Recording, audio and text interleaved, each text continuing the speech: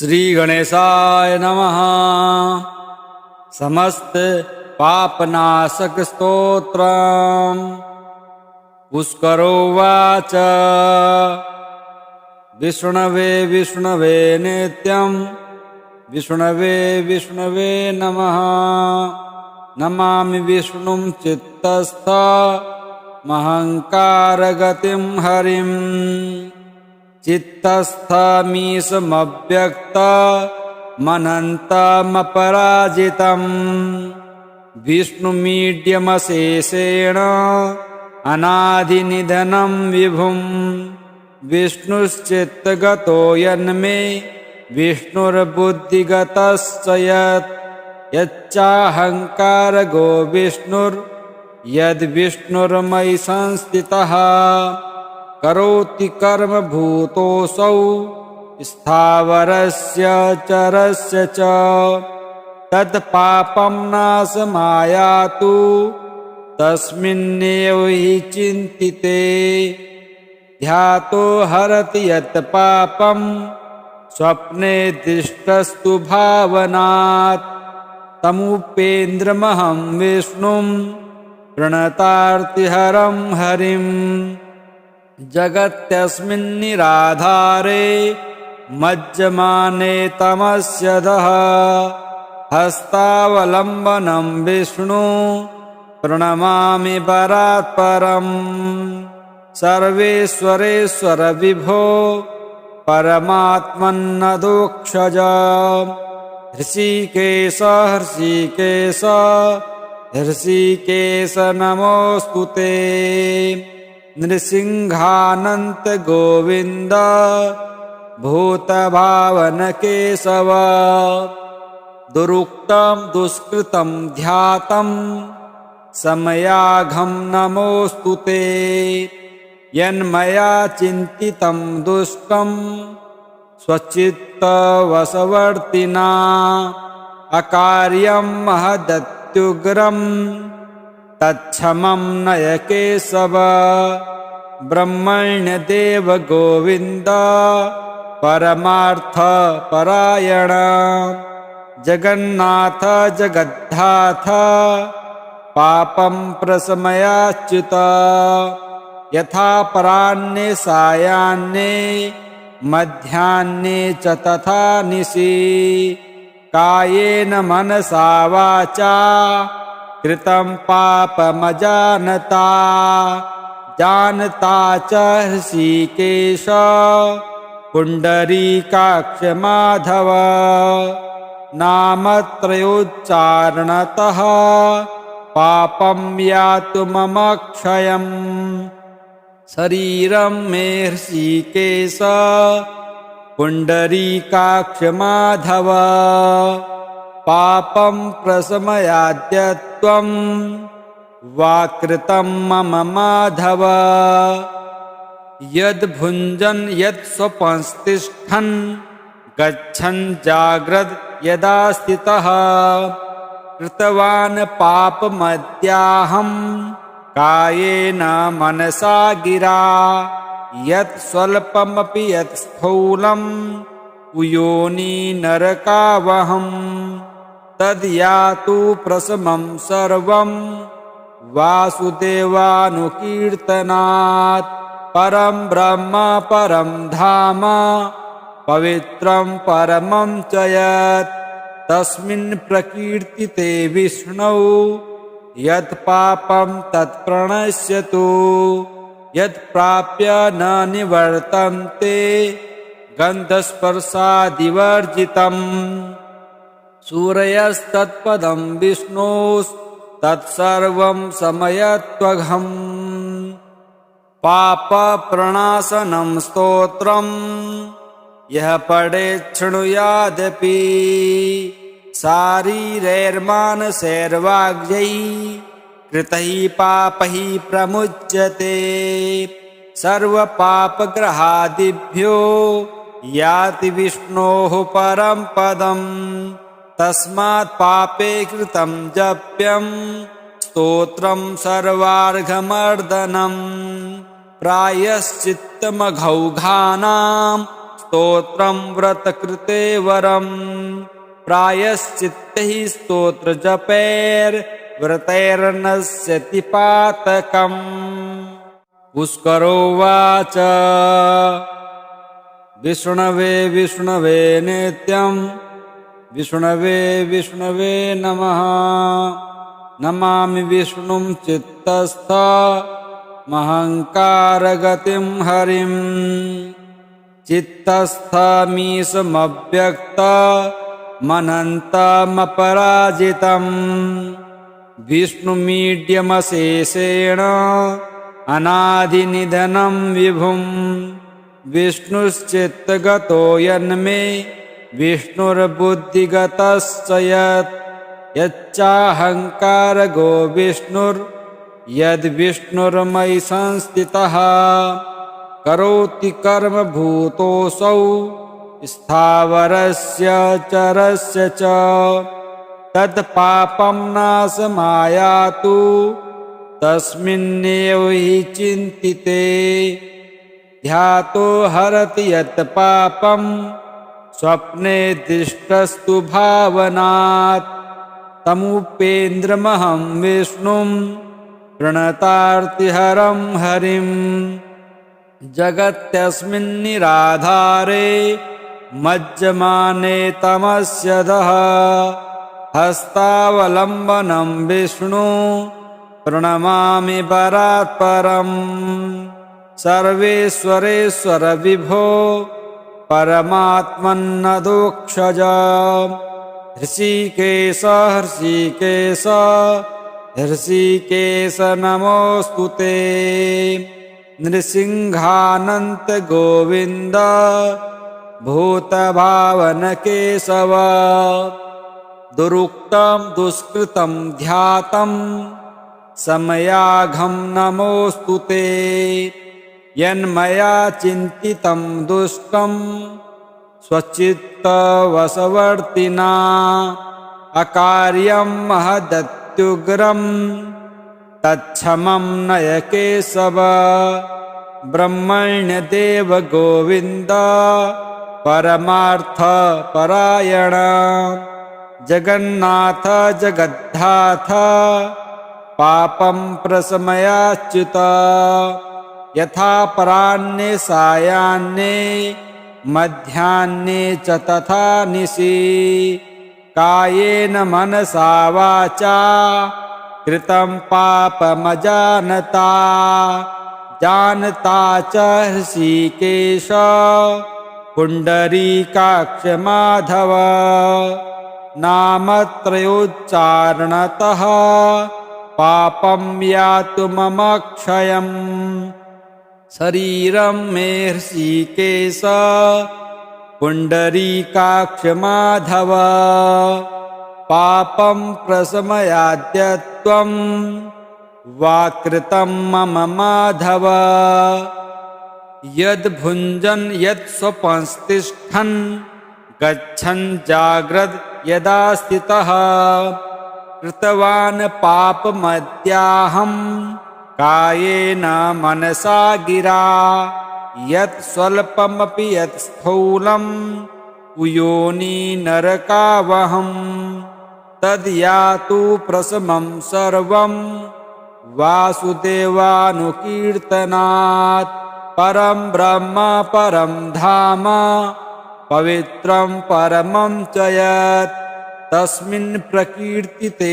विष्णौ यत् पापं तत् प्रणश्यतु यत् प्राप्य न निवर्तन्ते गन्धस्पर्शादिवर्जितम् सूरयस्तत्पदं विष्णोस्तत्सर्वं समयत्वघम् पापप्रणाशनं स्तोत्रम् यः पठेत् शृणुयादपि शारीरैर्मानसैर्वाग्यै कृतैः पापैः प्रमुच्यते सर्वपापग्रहादिभ्यो याति विष्णोः परं पदम् तस्मात् पापे कृतं जप्यं स्तोत्रं सर्वार्घमर्दनम् प्रायश्चित्तमघौघानां स्तोत्रं व्रतकृते वरम् प्रायश्चित्तैः स्तोत्रजपैर्व्रतैर्नश्यति पातकम्।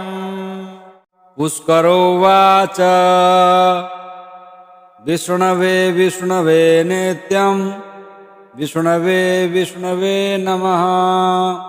नमामि विष्णुं चित्तस्थमहङ्कारगतिं हरिम्। चित्तस्थमीशमव्यक्तमनन्तमपराजितम् विष्णुमीड्यमशेषेण अनादिनिधनं विभुम्। विष्णुश्चित्तगतो यन्मे विष्णुर्बुद्धिगतश्च यत् यच्चाहङ्कारगो विष्णुर्यद्विष्णुर्मयि संस्थितः। करोति कर्म भूतोऽसौ स्थावरस्य चरस्य च तत्पापं नाशमायातु तस्मिन्नेव हि चिन्तिते। ध्यातो हरति यत् पापं स्वप्ने दृष्टस्तु भावनात् तमुपेन्द्रमहं विष्णुं प्रणतार्तिहरं हरिम्। जगत्यस्मिन्निराधारे मज्जमाने तमस्यधः हस्तावलम्बनं विष्णु प्रणमामि परात्परम्। सर्वेश्वरेश्वर विभो परमात्मन्नदोक्षज हृषीकेश हृषीकेश हृषीकेश नमोऽस्तुते। नृसिंहानन्त गोविन्द भूतभावन केशव दुरुक्तं दुष्कृतं ध्यातं समयाघं नमोऽस्तुते। यन्मया चिन्तितं दुष्टं स्वचित्तवशवर्तिना अकार्यं महदत्युग्रं तच्छमं नय केशव। ब्रह्मण्यदेव गोविन्द परमार्थपरायण जगन्नाथ जगद्धाथ पापं प्रशमयाच्युत। यथापराह्ने सायाह्ने मध्याह्ने च तथा निशि कायेन मनसा वाचा कृतं पापमजानता जानता च हृषीकेश पुण्डरीकाक्ष माधव। नामत्रयोच्चारणतः पापं यातु मम क्षयम्। शरीरं मे हृषीकेश पुण्डरीकाक्ष माधव पापं प्रशमयाद्यत्वं वाकृतं मम माधव।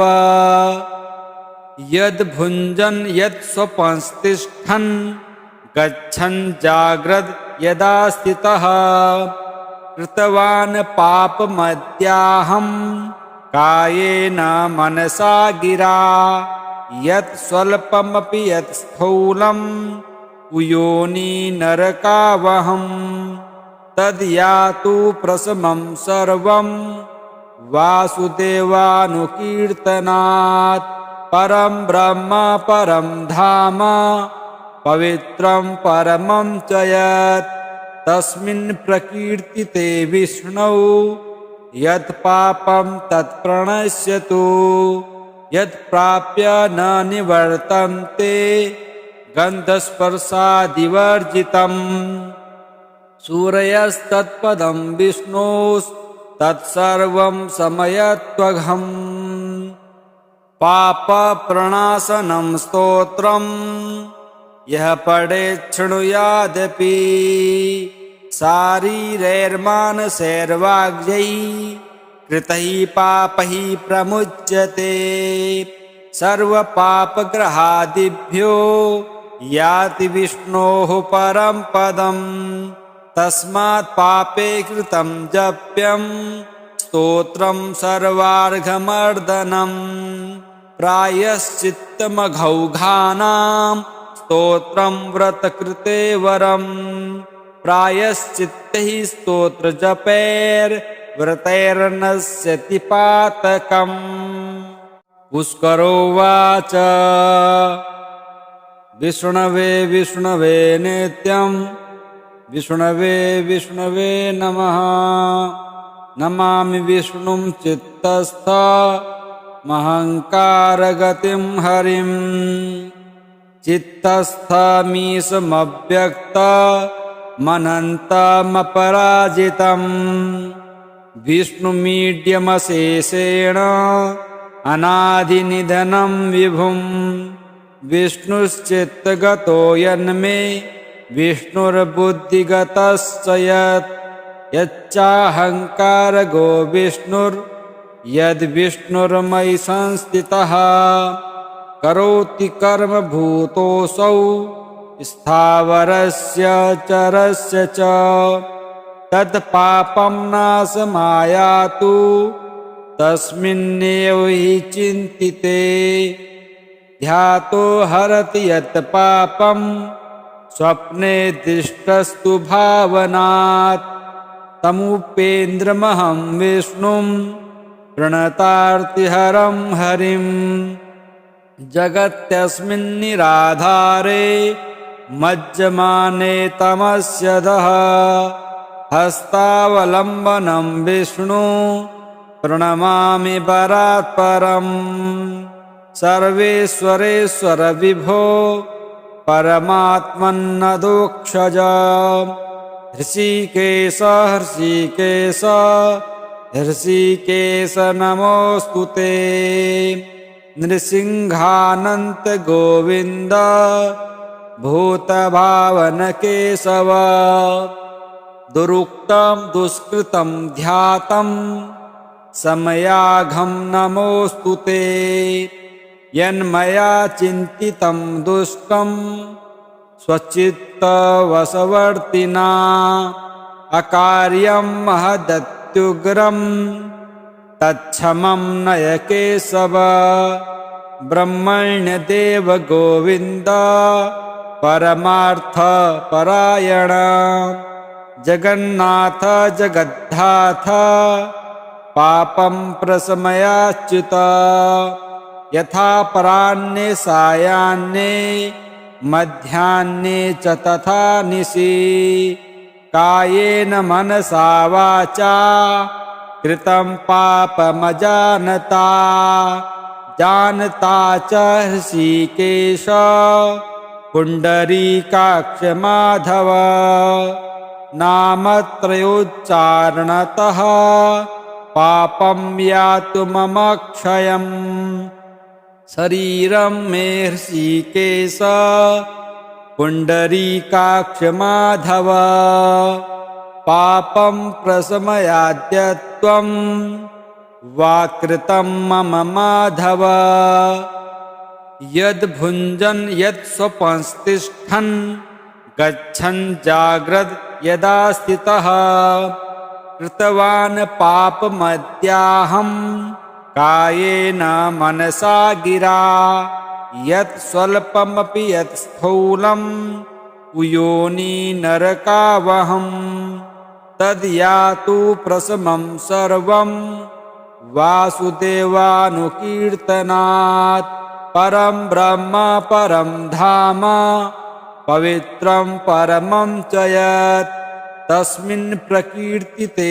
विष्णौ यत् पापं तत् प्रणश्यतु यत् प्राप्य न निवर्तन्ते गन्धस्पर्शादिवर्जितम् सूरयस्तत्पदं विष्णोस्तत्सर्वं समयत्वघम् पापप्रणाशनं स्तोत्रं यः पठेत् शृणुयादपि शारीरैर्मानसैर्वाग्यैः कृतैः पापैः प्रमुच्यते सर्वपापग्रहादिभ्यो याति विष्णोः परं पदम् तस्मात् पापे कृतं जप्यं स्तोत्रं सर्वार्घमर्दनं प्रायश्चित्तमघौघानां स्तोत्रं व्रतकृते वरम् प्रायश्चित्तैः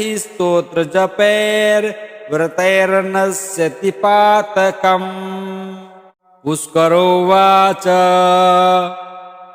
विष्णवे विष्णवे नित्यं विष्णवे विष्णवे नमः नमामि विष्णुं चित्तस्थ महङ्कारगतिं हरिं चित्तस्थमीशमव्यक्तमनन्तमपराजितम् विष्णुमीड्यमशेषेण अनादिनिधनं विभुं विष्णुश्चित्तगतो यन्मे विष्णुर्बुद्धिगतश्च यच्चाहङ्कारगो विष्णुर्यद्विष्णुर्मयि संस्थितः करोति कर्म भूतोऽसौ स्थावरस्य चरस्य च तत्पापं नाशमायातु तस्मिन्नेव हि चिन्तिते ध्यातो हरति यत् पापं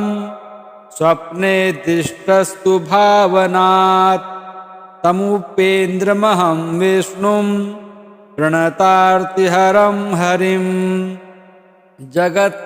जगत्यस्मिन्निराधारे मज्जमाने तमस्यधः हस्तावलम्बनं विष्णु प्रणमामि परात्परम् सर्वेश्वरेश्वर विभो परमात्मन्नदोक्षज हृषीकेश हृषीकेश हृषीकेश नमोऽस्तु ते नृसिंहानन्त गोविन्द भूतभावनकेशव